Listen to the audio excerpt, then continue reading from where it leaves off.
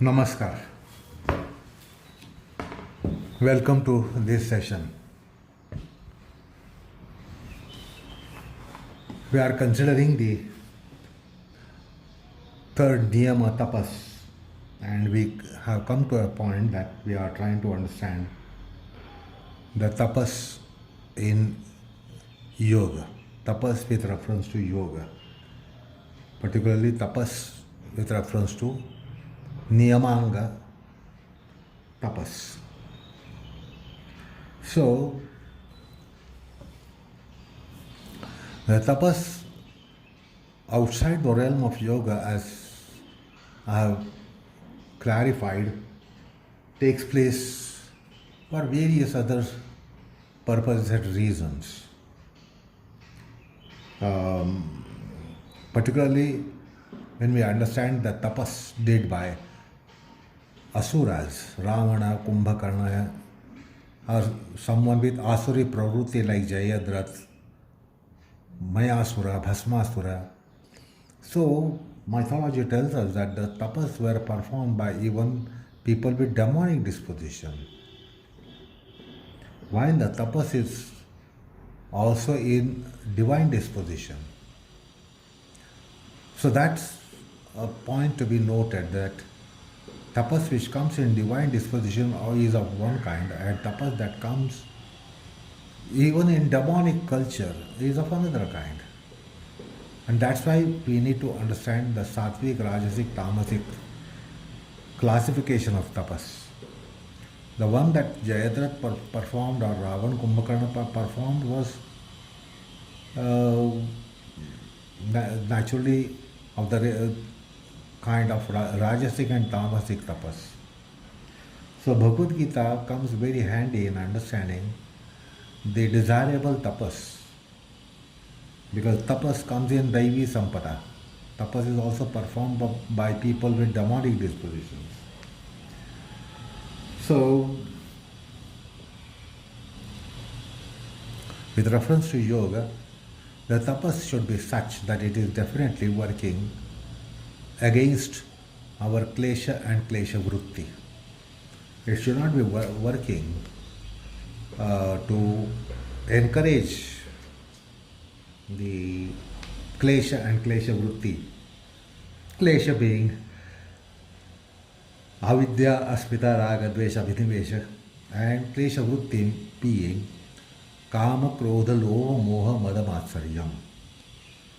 So that again gives a good directive to us as to what is the kind of tapas that one should be adhering to.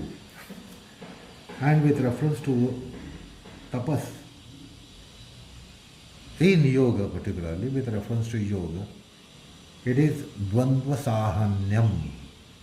So that should be the nature of tapas, or that should be the kind of tapas or framework of tapas that it helps person, a sadhaka, to encounter dwandwas which come in life. Dwandwas on the plane of body, dwandwas plane on the mind. So there are dwandwas, dualities such as kshuddha pipasa, thirst and hunger, shitoshna sahanyam. Shitoshna, shita means cold and ushna means hot. So putting up with the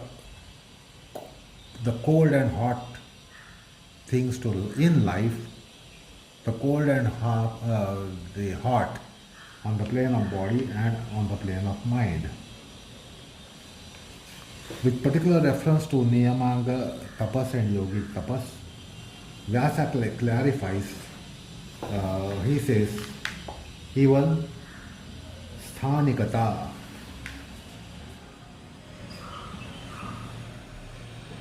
that is restrained movement of body. That is so important in yoga. So there is asana mauna, that is to be in asana and to put up with any duality that is tormenting and harassing. So testing the constancy in asanas is the kind of tapas which is of yoga, testing the mind in practices of Yama adi niyamas, Yama etc., Ahimsa adi niyamas, and Shauchadi niyamas. So there is something that is called as Vyangmaya Maunam. Kaya, Vacha Manasa, there is something that can be considered as Mauna. And in the last session we considered the Kaya related Mauna, which is important in yoga, which Vyasa says, such as Kshanikata. Putting up with any discomfiture that comes in asanas, that is also tapas. Then we saw a very interesting topic of Vachika aspect. Kaya, Vacha, Manasa are three aspects where we need to develop certain qualities, and that is by tapas. So we saw the interesting topic of Vachika Maunam, Vaikhari Maunam, Madhyama Maunam, Pashyanti Maunam, and Paraa Maunam. And Paraa Maunam is to be in Samadhi itself. So Chitta vritti Nirodha is kind of Maunam. So we saw that interesting topic of Chaturvidha Vak and the Maunam therein. So to briefly recall and recollect, the Vachika Maunam of Vaikhari has a wonderful quality that it conceals any stupidity that the person might be having. Many times the stupidity gets exposed just because the person opens the mouth. And if the person is not opening the mouth, that stupidity is veiled. So that's an advantage.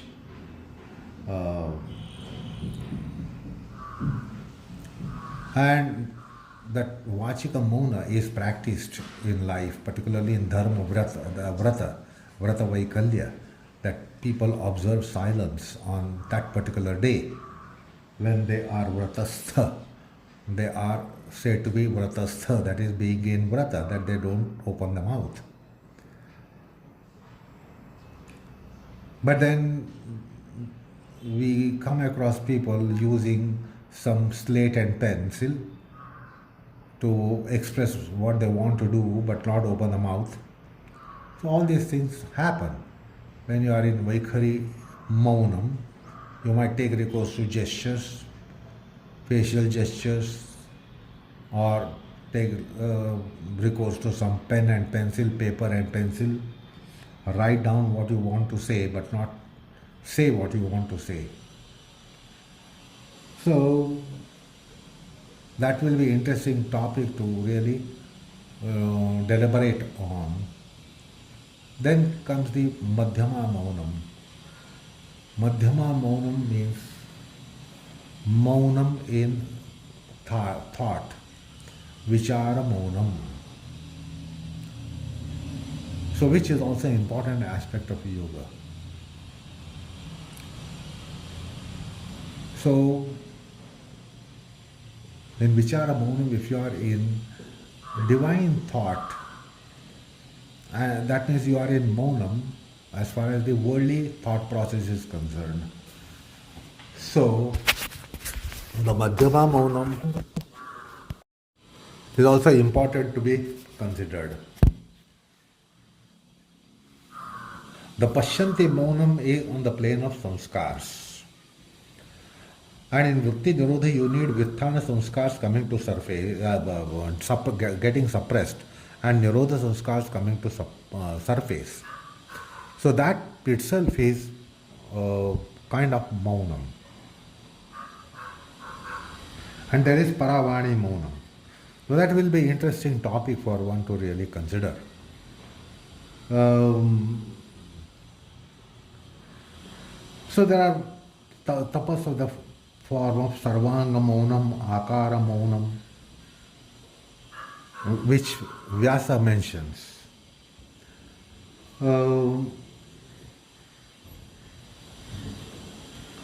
And most of the mauna that yoga advocates are actualized by being in genuine, authentic asana condition, pranayam condition, japa, dhyana.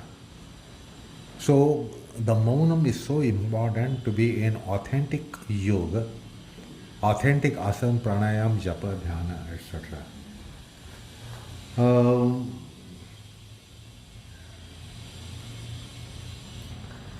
And to be in yogic maunam, the maunam that is, or tapas that is mentioned in yoga, ahara is so important factor to be under governance.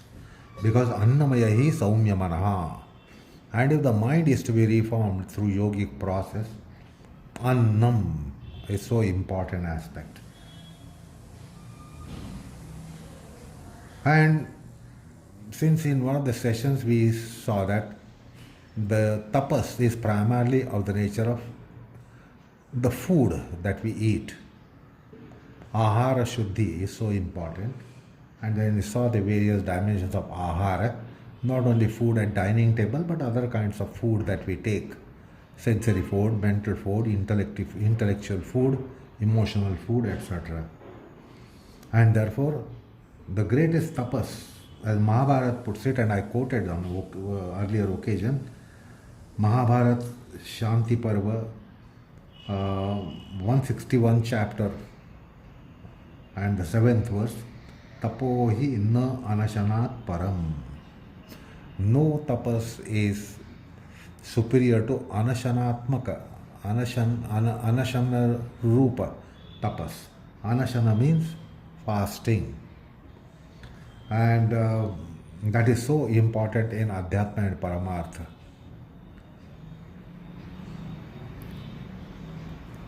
And with that aspect in mind, therefore, in our Vrata Vaikalyas, what we eat on that day becomes very important. We can't be eating any food and say that I am in Vrata Vaikalya, I am in observance of Vrata, vows on an auspicious day.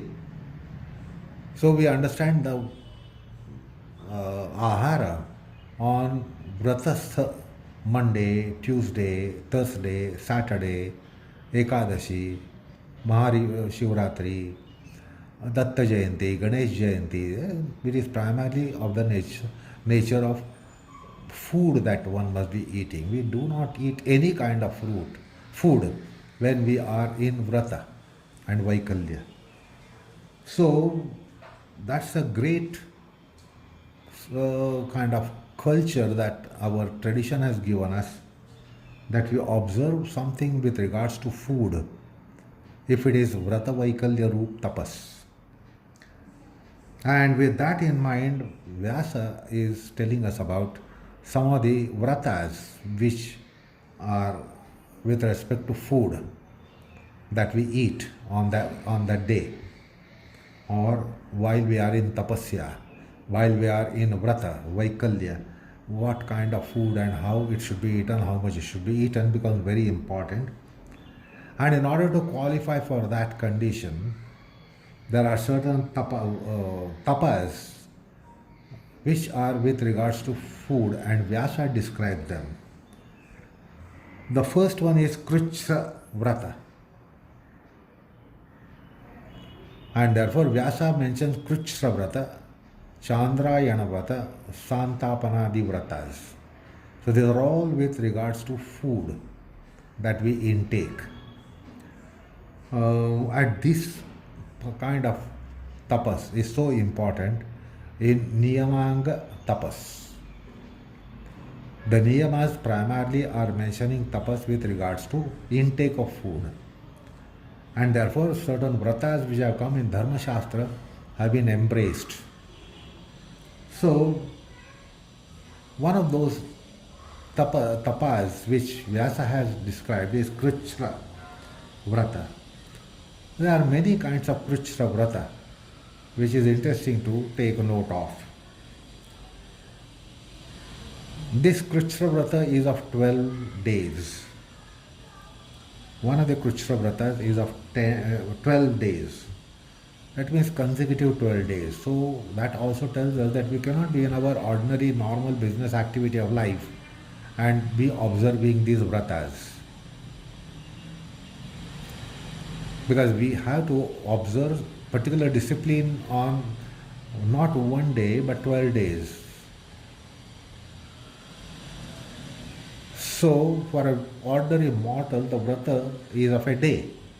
Observing Monday, observing Tuesday, observing Thursday, observing Saturday, or observing Chaturthi, observing Ashtami, observing Ekadashi, observing Purnima Amavasya, or once in a while observing the Sri Ramanomi, Datta Jayanti, Sri Ganesh Jayanti. So they come once in a year. So at least we mortals can try this regulation once in a year on occasions such as Sri Ramanomi, Sri Krishna Jayanti, Datta Jayanti, Ganesh Jayanti, Mahashivratri. Or if you are more familiar with it, then you can observe tapas on more frequent days which come once in fortnight such as Ekadashi, or once in a week such as Thursday. So the vratas for commoners are prescribed in our Dharma Shastra. So one must be familiar with those, one must be able to put up with those conditions. The point is we are coming to Kruchra Vrata, which is of 12 days. Now, what is this kind of restriction for 12 days? On first 3 days, only during daytime, that is lunchtime, one should eat 36 morsels of food and not more. Then next 3 days it should be 32 morsels. And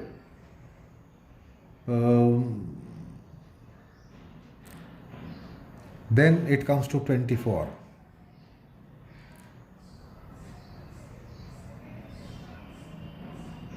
And the next 3 days complete fasting. So the Kruchra Vrata is divided into 3 days, totally of 12 days. So the first 3 days 36 morsels, second 3 days 32 morsels, third 3 days 24 morsels, and last 3 days absolute fasting, maybe only remaining on water. So these are vratas which Dharma Shastra has mentioned and our ancestors used to practice. Today we cannot imagine. Not only not practice, but we cannot even imagine. But these vratas were practiced by earlier generations. So that's the Chandrayan Vrata.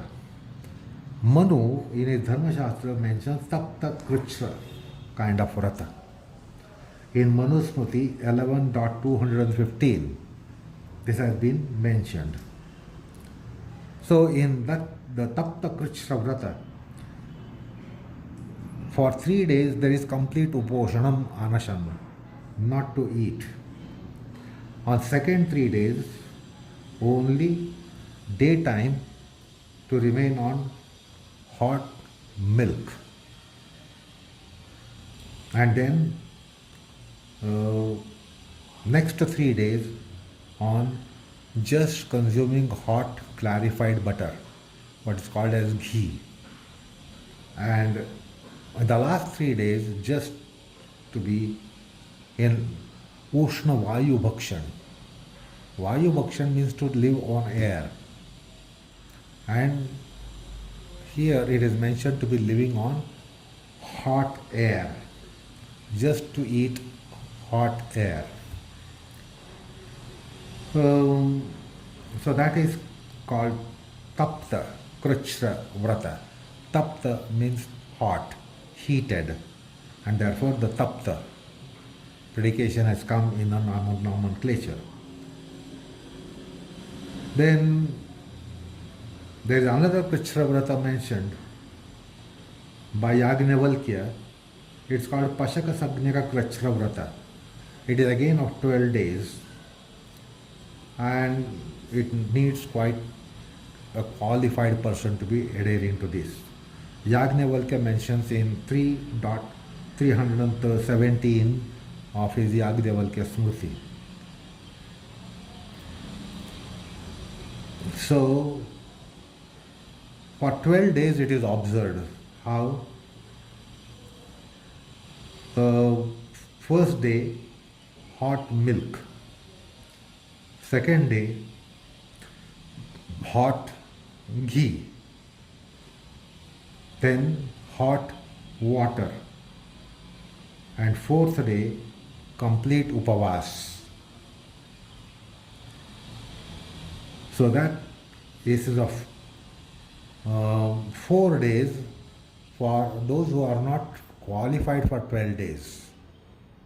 Otherwise, those very qualified people used to perform for 12 days, but then a smaller version of it also was made available by making the 4-day vrata, tapta dugdha, tapta ghrita, tapta jala, and fourth day complete fasting.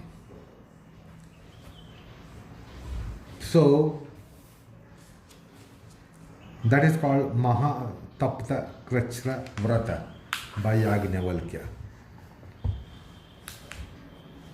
Now, all these days we can only read about it. We can't imagine these being practiced. That's how our lifestyle is today.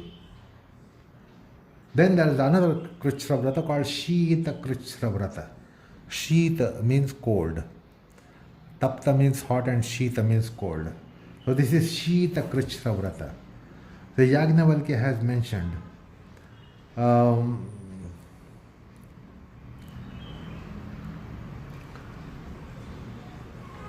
so Yagnavalkya also mentions just to remain on one time food in a day. That is only taking food during the day and complete fast thereafter for the rest of the day. Then he mentions something that is called Saumya Krishna Vrata. In the 3rd chapter of Yagnavalkya Smriti, we get these vratas. So interested students can look into these vratas.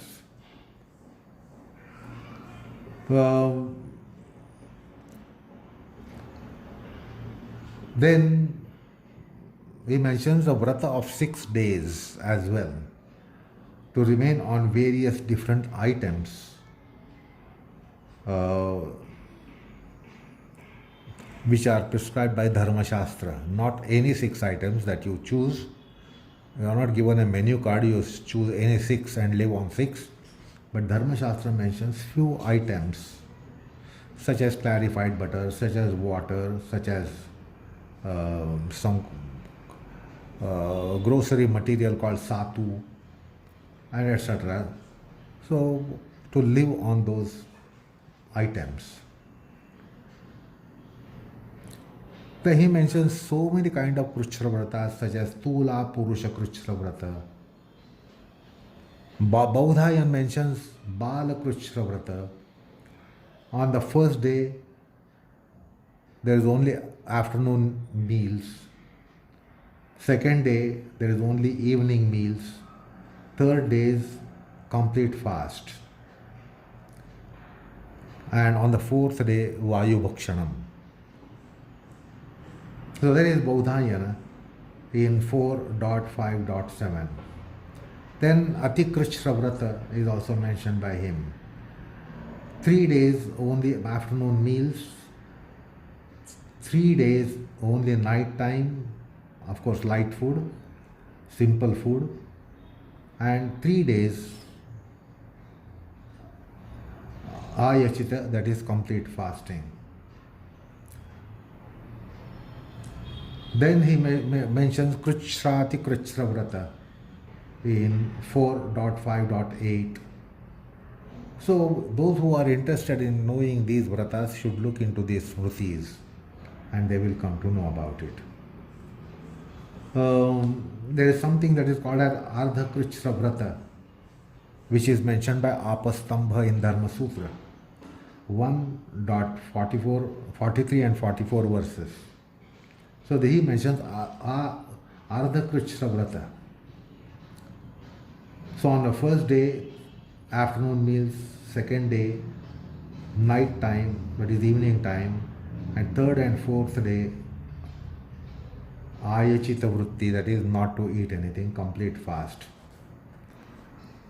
So Agni Puran, Vishnu Dharmottar Puran, they are mentioning various Kruchra Vratas, such as 12-day Vrata. Agneya Kruchra Vrata is there. Apastambha mentions year-long Kruchra Vrata, which can be practiced for year-long. That's called Kruchra Samvatsara. It is observed for 1 year. All these things seem to be superhuman for us in our times. But let me tell you, there was a generation which did observe all these things. The Kruchra Vrata is also practiced with Gayatri Mantra Japa. That every morsel that is consumed is consecrated with Gayatri Mantra. And then, of course, the whole day there are certain observations such as observances such as Snana, Upasana, Nama Sadhana, Sukta Pathanam, and primarily to be refraining from Vyavahari Jivan, business activity of life. So that must be given a suspension. You can't say that I will keep on doing my business activity of life and observe tapas. The Kruchra Vrata doesn't accept that kind of Vrata. Then there is something called as Parna Kruchra Vrata mentioned by Yagnavalkya. So certain vegetation such as Palasa, Audumbara, Bilva, Kusha. So the decoction of these is prepared and then it is consumed for those days. So there are so many Kruchra Vratas that one will come across in our Dharma Shastras. Then there is Chandrayana Vrata. These are depending on the lunar month. They are related to the phases of moon that we get in bright fortnight and dark fortnight, and both fortnights account for one lunar month. So these vratas depend upon the lunar phases. So there are types such as Yavamadhya, Pipilika Madhya, Yati Chandrayana, Sarvatomukhi Chandrayana, Shishu Chandrayana.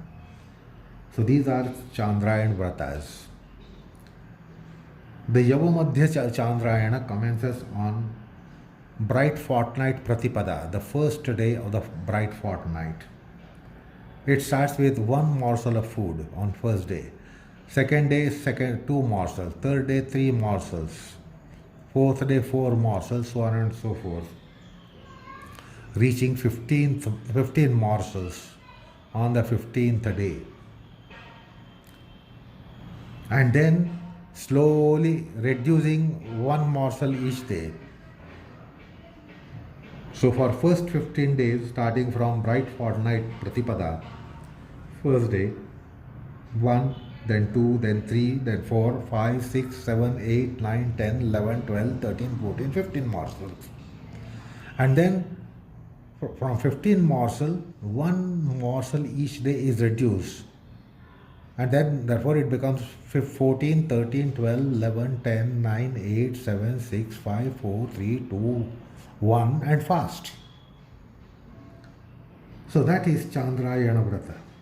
So on Amavasya there is complete upavas, complete fasting on Amavasya, the new moon day. That is Yavamadhya. The Chandrayana Madhya commences on the Purnima, the full moon day,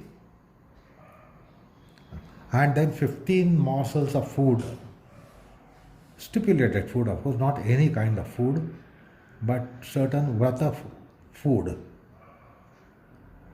that is taken.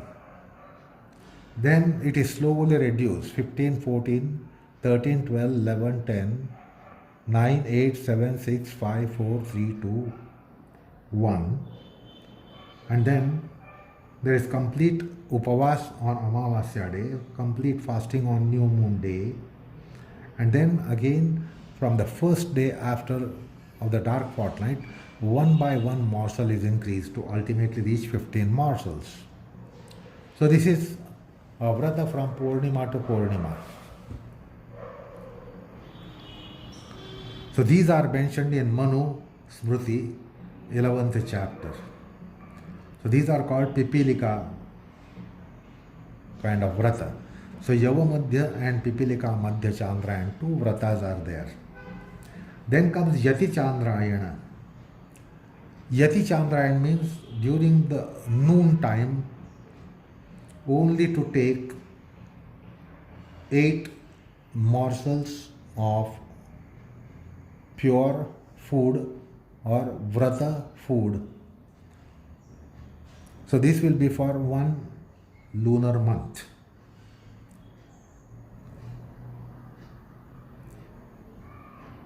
So just taking 8 morsels of food and then to remain Jitendriya, to be remaining in some Namasmaranam, Mantra Japa, Mantra Pathanam, and auspicious acts such as Pothi Vachanam.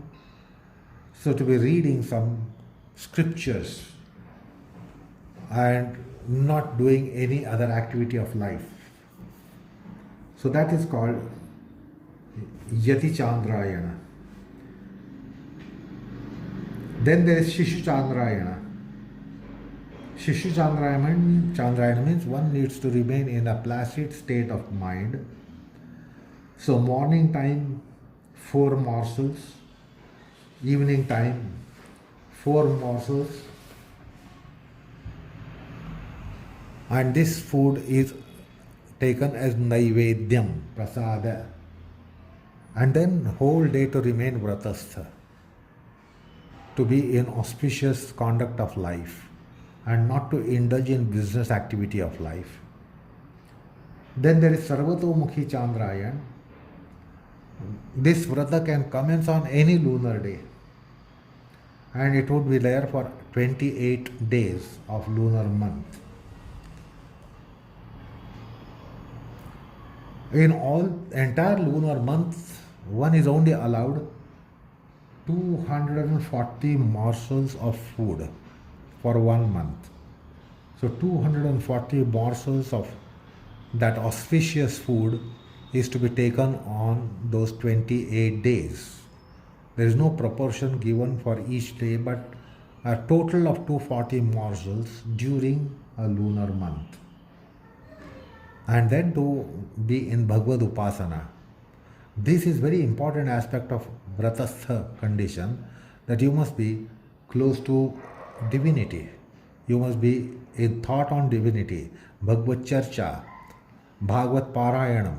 You must be chanting, reciting, reading Bhagavad Charcha, Bhagavad Leela, like Srimad Bhagavatam, etc.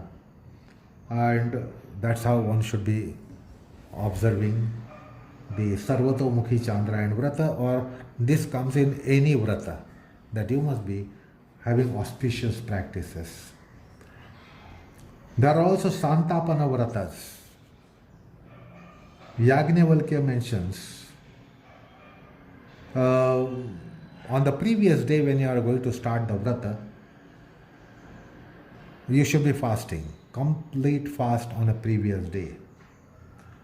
And then Panchagavya Sevanam, which is Gomutra, Gomaya, Godugdha, Godadhi, Godhruta. These are all cow milk products and cow products. So one should remain on Gomutra, that is urine of cow, consuming just urine of cow, then gomaya, the cow dung, to just intaking the cow dung, then milk, cow milk, then cow dadhi, curds made out of cow's milk, and godhruta, the clarified butter made up of cow curds. And these are to be taken with kushodaka. And again on second day, complete upavas. So this is called Dvairatra Santapana, Kruchra Vrata, which is mentioned by Yagnavalkya in 314. Then there is Mahasantapana, mentioned by Yagnavalkya in 3.315. So first day, one of the dravyas of Panchagavya, one of the five, only one of the five are to be taken. And on next 5 days, the other aspects of cow products. And then on the 6th day, just kushodaka. And 7th day, not even water. So that is called 7-day Mahasantapana Vrata. Yamasruti mentions a 15 days Vrata. So 3 days each, one should take one of the Panchagavya substances.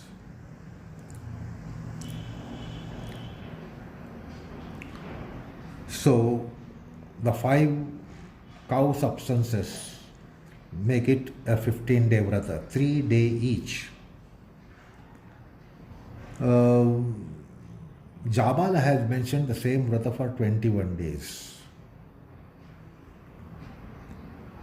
So Dharmasmritis mention all these Vratas, which are really Vratas which are practiced in classical times by seekers of yoga. Today perhaps we must observe just Vrata, the Upavasa, for a day at least.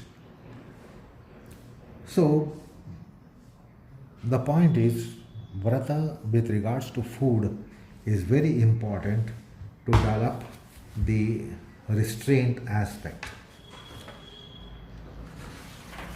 Now, finally, let us understand for yogic tapa, Niyamanga tapa, kriya yoga tapa, or tapas in yoga is always generated by ambience given by satsanga, sadhana sanga, shastra sanga, and then ahar, vihar, achar, vichar, and yagna, dana, tapas. So that will do the internal purification. Additionally, internal purification takes place by yogasana sadhana, pranayama sadhana, japa sadhana, nama sadhana, mantra sadhana. So yoga practitioners will also be embracing these purificatory acts, which are again part of tapas. Basically, the tapas is outcome of profound satsanga, sadhana sanga, shastra sanga. So we must trace the principles of satsanga, sadhana sanga, shastra sanga in adherence to tapas. So also the ethos of yajna, dana, tapas must be identified. That must be there. So also ahar, vihar, achar, vichar, chatushyam, which we have all often discussed. Then all these observances play exalted role because of yogasana kriya, yoga kriya, mudra, which are practiced in yoga. They exaltedly work on purificatory acts. For instance, uddiyana kriya, agnisar kriya, kapalsa bhati kriya, or there are shat kriyas of hatha yoga. So these kriyas would be significantly contributing for purificatory acts. And in yoga, it is expected there is kaya, indriya, shuddhi, ashuddhi, kshaya. Kaya, indriya, siddhi, ashuddhi, kshaya. So we must have our eyes on whether these things are happening. There is kaya, indriya, shuddhi, kaya, indriya, ashuddhi, kshaya taking place. So that will be important component in tapas, which must be identified. So with that, we are coming to the end of the niyama called tapas. And you can see the tapas again, like the case of was of shaucha, that it is pervasive in all other niyamas and the 5 yamas. So also was the case of santosha that we saw. We traced santosha behind ahimsa, satya, asteya, brahmacharya, and santosha vritti behind shaucha, tapas, svadhyaya, ishwar, pranidhana of niyamas, santosha similarly in asana, pranayam, pratyahara, dharana, dhyana, samadhi. The tapa component also is there in integral yoga.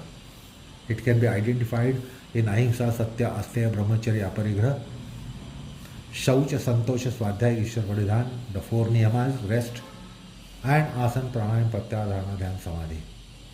So everywhere the tapas component can be traced, and it is very much there in place. So it is regulatedness, disciplined practice, adhering to certain restrictions in life. This is very important in authentic, genuine yogic practices after a hierarchy. Earlier hierarchy, it may not be coming with great importance, but in a later hierarchy, they definitely score importance. This should be noted. So basically the tapas is for kayendriya siddhi, ashuddhi, kshaya, tapasaha, as is the direction given by Patanjali. So that's how we have to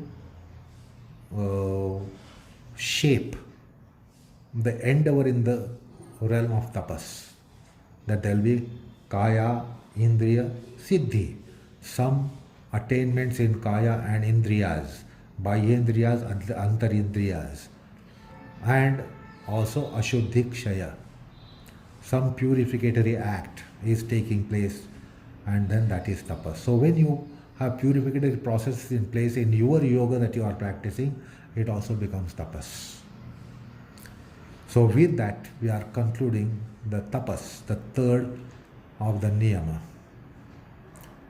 And now we are proceeding to the fourth niyama, which is swadhyaya. So let's try to have understanding of swadhyaya, but that is in our next session. Enough for the day. Namaskar all of you.